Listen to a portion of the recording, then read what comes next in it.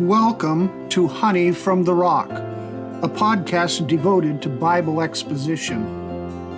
My father, Jack Christensen, preached expositionally for over 50 years, first as a missionary to Pakistan and later as a pastor in New England. His legacy lives on in me. He often began his sermons with the little expression, "And now, a little honey from the rock," taken from Psalm 81, verse 16. The psalmist wrote, "I would feed you with the finest of the wheat, and with honey from the rock I would satisfy you." Today, more than ever, we need to feed our souls on the words of God in the Bible. The crying need of the church is for God-centered, word-explaining messages. So now, my friends, a little honey from the rock. Peace Valley Baptist Church possessed a rather ironic name in view of the constant conflict they experienced. The members fought over the building of an educational wing, paving the parking lot, adding air conditioning, hiring a youth pastor, selecting worship music, or calling and dismissing pastors. Other churches in the area referred to Peace Valley Baptist Church as the Battling Baptists. One member of the church defended the church's reputation this way: "We take our church so seriously that we are ready to fight on any issue." The late pastor Leslie Flynn told that story in his book entitled Great Church Fights. The book was revised and updated under the title When the Saints Come Storming In. One of Satan's most effective strategies to destroy Christianity is to provoke Christians into family feuds. There is an old ditty that goes, "To live above with saints we love, that will be grace and glory. To live below with saints we know, that's another story." James has just explained the difference between worldly wisdom and heavenly wisdom in the end of chapter 3. The distinguishing characteristic of heavenly wisdom is peacefulness. Now he moves on to talk about church fights in James 4, verses 1 through 3. He writes, "What is the source of quarrels and conflicts among you? Is not the source your pleasures that wage war in your members? You lust and do not have, so you commit murder. You are envious and cannot obtain, so you fight and quarrel. You do not have because you do not ask. You ask and do not receive because you ask with wrong motives, so that you may spend it on your pleasures." James raises a question about quarrels and fights in this verse. The question in the Greek text expects a yes answer. In other words, these quarrels were already taking place in the church. The words refer primarily to verbal fights and not battles fought with physical weapons. James is talking about disputes among Christians, and he says that the source of strife is lust. To put it more broadly, the pursuit of pleasure is a source of strife. One source of conflict is lust. The word translated as lust is the word from which we get our English word hedonist. A hedonist is someone who lives for pleasure. So we might say that lust is the pursuit of pleasure. Lust is not merely some dirty old man watching pornographic movies. That image of lust lets most of us off the hook. Lust is the pursuit of pleasure apart from God. It is not that pleasure is sinful any more than money, for example, is sinful.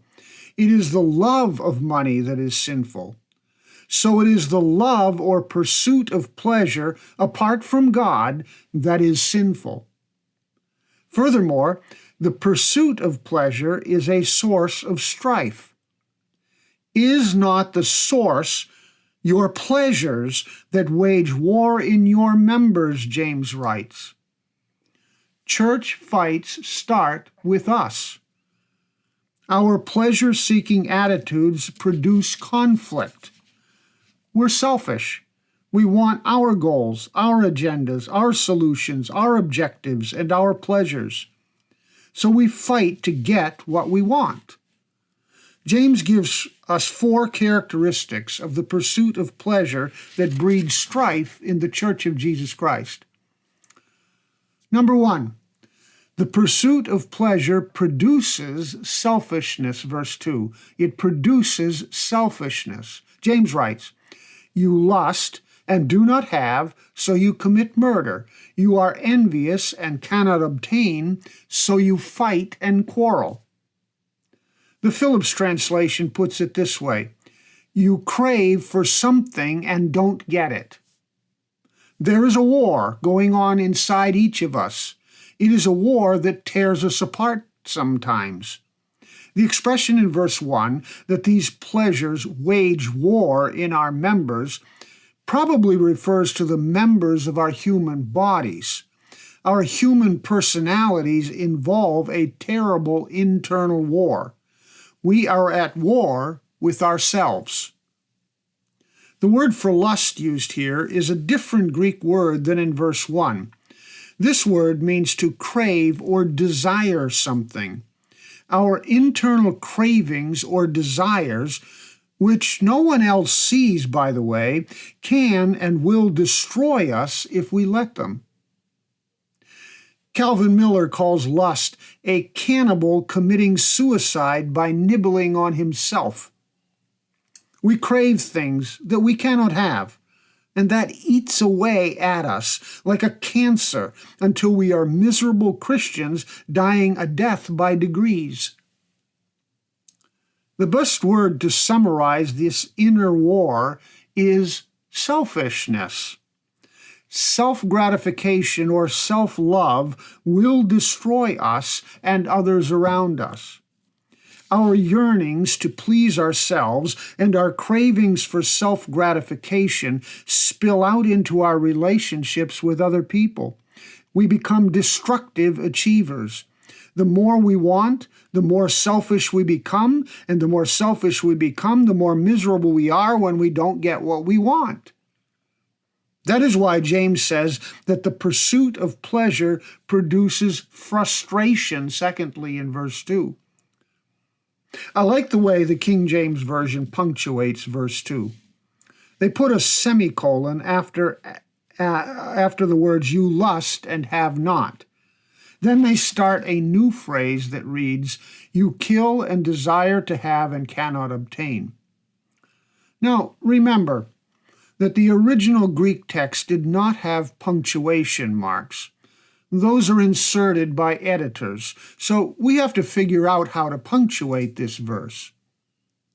I think the point is that our cravings produce selfishness so that all we can see is our needs not being met. We aren't getting what we want. These selfish cravings ultimately produce so much frustration that we begin to take it out on other people. James gives us 2 ways that our frustrations demonstrate themselves. The first way is through hate. Hate. The expression "you kill" obviously could be taken literally to mean murder, physical murder. All murders stem from the war within ourselves. All wars between nations arise from the frustrations of people not getting what they want. So what do? They go to war to get it. However, it's better, I think, to take this as a figure of speech for hatred, not physical murder. James is writing to Christians, and it seems unlikely that Christians were murdering other Christians, although that's not impossible, of course. James has already used very strong words in verse 1, which could also refer to physical warfare, but likely refer to internal warfare. Jesus in Matthew 5:21 and 22 taught that hatred was potential murder. The Apostle John in 1 John 3:15 wrote, "Everyone who hates his brother is a murderer, and you know that no murderer has eternal life abiding in him." The word kill that James uses is meant to startle us into seeing how serious our attitudes are in the eyes of God.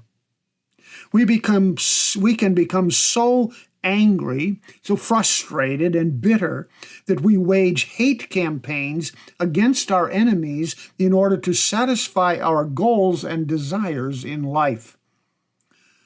People become goal blockers to us. They block our goals. We can't get what we want, so we start a war of words against them to get our way. Our outward behavior demonstrates an inner hate. So hate is one way we vent our frustrations.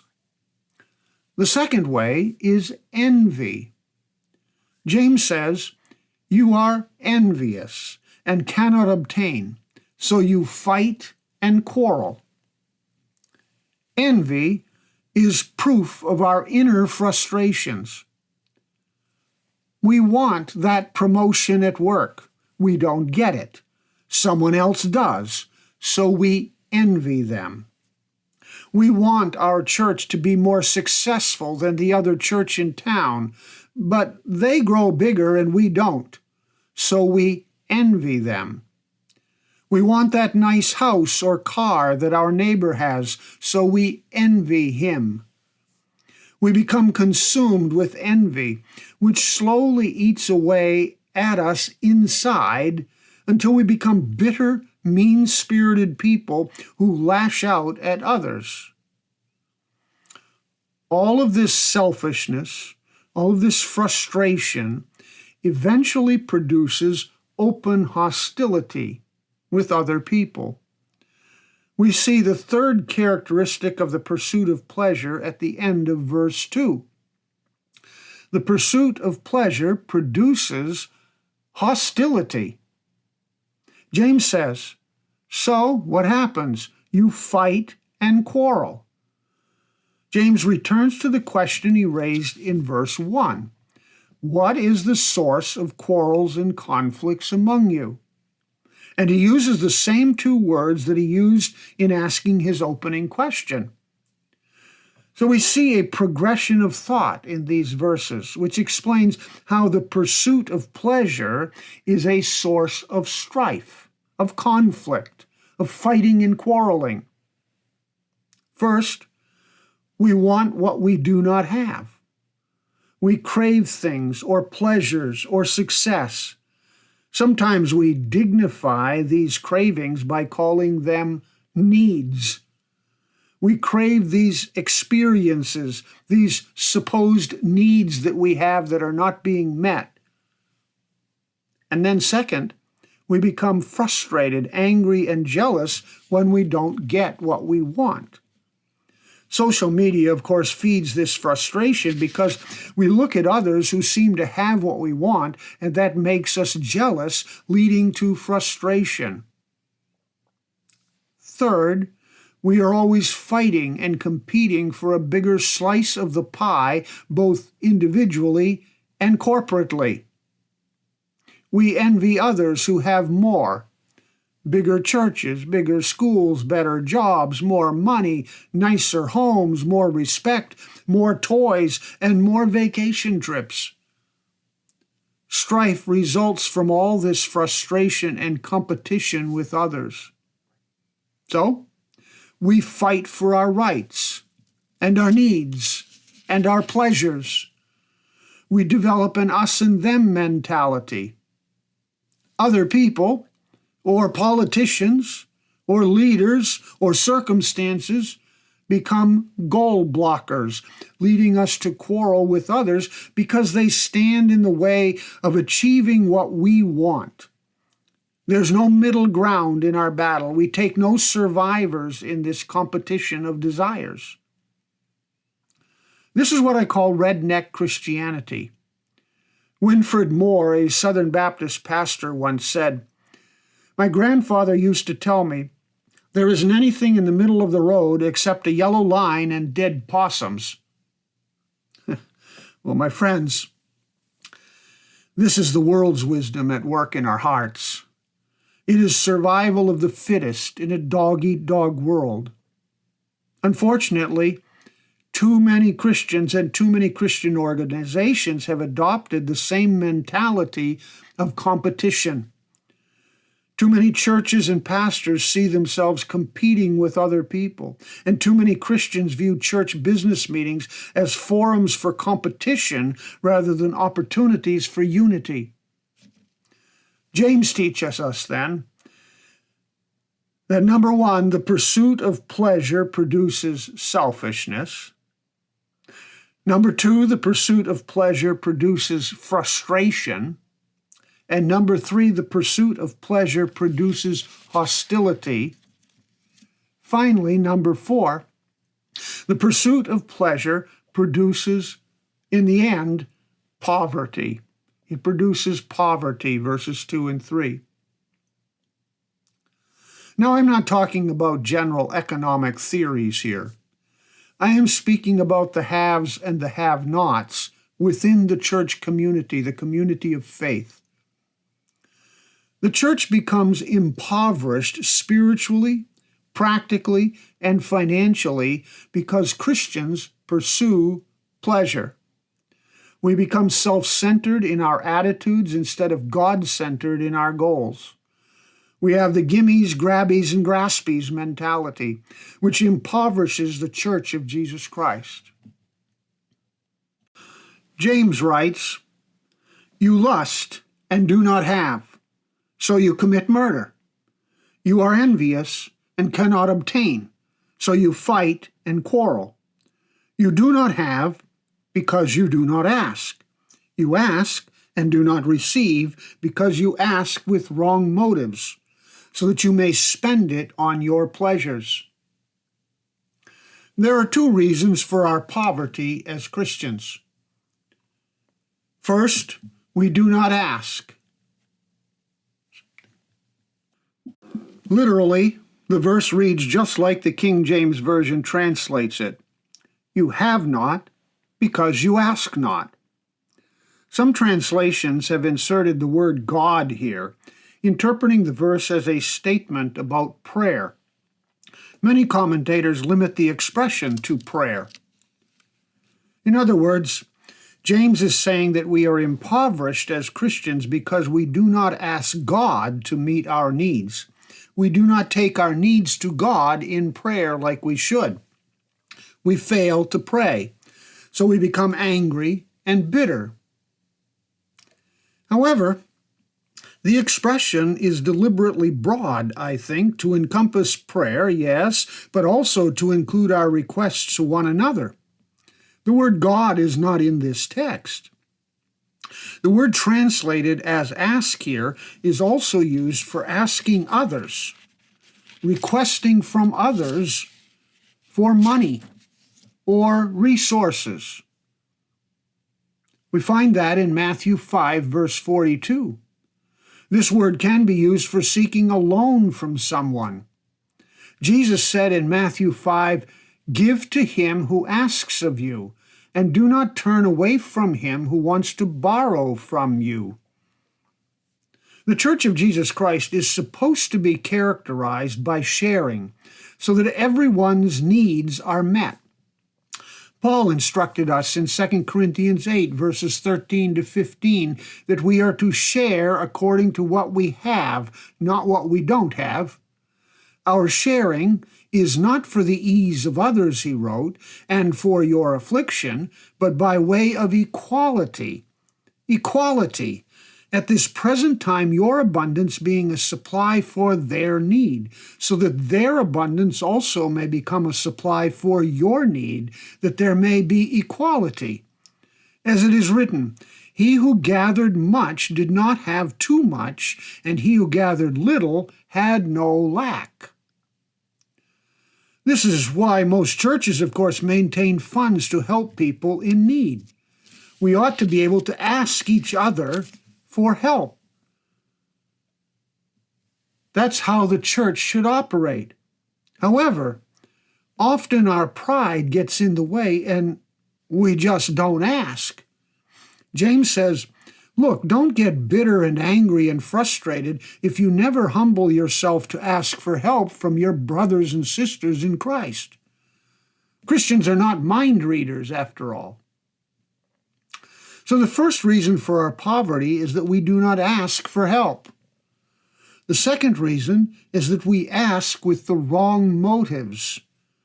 James says in verse 3, you ask and do not receive, because you ask with wrong motives, so that you may spend it on your pleasures. We're back to that word. When we do swallow our pride and ask for help, we ask for the wrong reasons.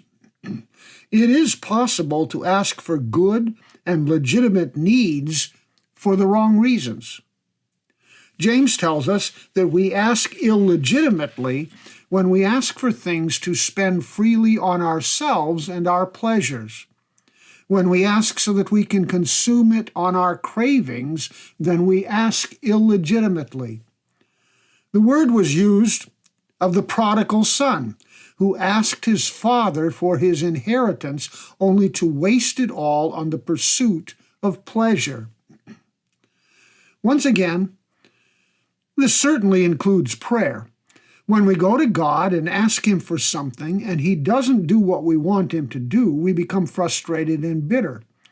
However, my friends, God is never obligated to give us what we ask for when we have wasted the resources he has already given to us. If we put ourselves in a position to have a true need, but we did it by spending what God gave us on frivolous things, God may not meet our need. God might say, I already gave you what you needed, and you wasted it. Some of us pray like one writer prayed, Lord, if you can't make me thin, then make my friends fat. Well, God is never obligated to answer prayers like that.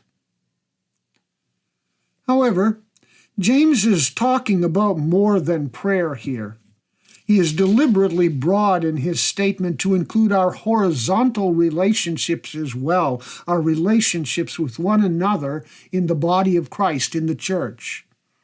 One major source of conflict in the church is when people who have little expect help from others, but they expect it so they can consume it for their own pleasures.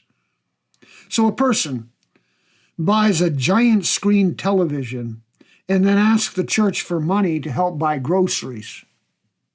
They spent their grocery money on the television. Or someone takes his family on an expensive vacation and then asks for help in paying the rent because he can't afford it. No wonder there is conflict in the church when people do these things. Our pursuit of pleasure produces poverty. If you think these things never happen in a church, you are being very naive. I spent 45 years preaching and leading church ministries, and I've seen it happen frequently. It invariably produces hard feelings among Christians.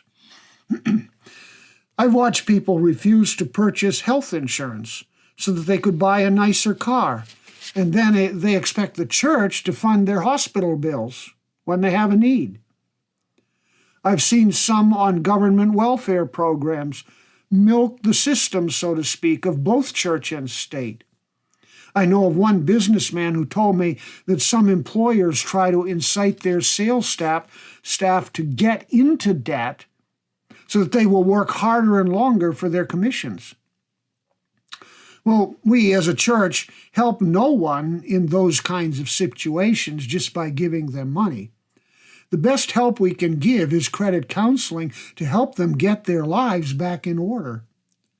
Financial aid tied to credit counseling is a good option for helping people in debt. I'm convinced that most Christians will genuinely respond to real needs, but are suspicious today because the asking has been all too often with the wrong motives, just as James tells us. Asking with the wrong motives leads to conflict in the church. So, how can we minimize such conflict? First, those who have need to share. Those who have need to share. We can do this by giving personally to meet needs, or by giving to the church fund that all churches set up to meet the needs of people. Churches distribute the money to people in need, but it is controlled sufficiently so that you can know that it is going to help people with real needs. So first, those who have need to share, but second, those who don't have need to ask for help. In asking for help, however, people must understand that the best help may be connected to lifestyle counseling. Churches should set up counseling that will help people get out of debt, for example, while meeting their current needs, and this will minimize conflict among Christians. Many of our conflicts in church and in society start with hard feelings between the haves and the have-nots. The haves pursue pleasure at the expense of sharing with the have-nots. The have-nots become jealous that they do not have what the haves have. James is a very practical book. He gets right to the heart of these kinds of conflicts. The pursuit of pleasure is a source of strife, of conflict. Why? Because, first, it produces selfishness. We want what we do not have. Second, it produces frustration. We're frustrated when we don't get what we want. Third, it produces hostility. We take out our frustrations on others. And fourth, it produces poverty. We are impoverished by the hostility among Christians. My friends, we are all part of the mad rush toward pleasure. It's human nature. Much of our conflict stems from inner turmoil and anxiety about our cravings. We claim to have faith in God to provide what we need, but we deny that claim by our pursuit of pleasure apart from God. We aren't content with what God gives to us. We become so filled with our internal wars about what we want that it spills out into fighting with others. My friends, it is not a pretty picture of ourselves and our churches that James is painting here. Sadly, it is too often a true picture of who we are. The next time we get into an argument with another person, think about the source of that argument. Think about why you are arguing, why I am arguing. Why do I feel the way I do?